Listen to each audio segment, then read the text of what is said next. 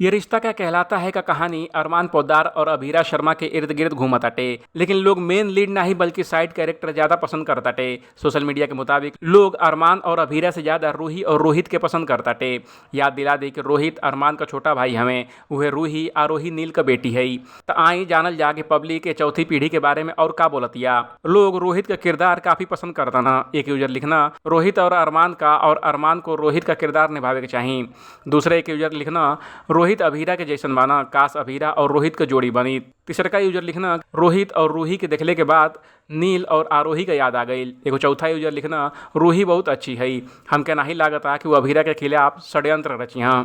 लोग के आज के एपिसोड का उ सीन सबसे ज़्यादा पसंद आयल जेमें रूही और अभीरा का पहला मुलाकात होता। हालांकि इस सीन के देखले के बाद लोग उदास भी हो गए। उन्हें लागता कि मेकर्स रूही और अभीरा के बॉन्ड के खराब कर दिया। दरअसल रूही का किरदार निभावे वाली एक्ट्रेस प्रतीक्षा हनमुख आज तक के एगो इंटरव्यू में बतौली कि अक्षरा के डेथ के बाद अभीरा और अरमान का शादी हो जाई, रूही के सामने अरमान का सच आ जाई। ऐसे में रूही अभीरा से नफरत करे लगी। हाँ, ये स्टोरी पर आपका क्या कहे, एक बार कमेंट कर हमके जरूर बताई। बाकी अपडेट के लिए देखते रही ABP भोजपुरिया।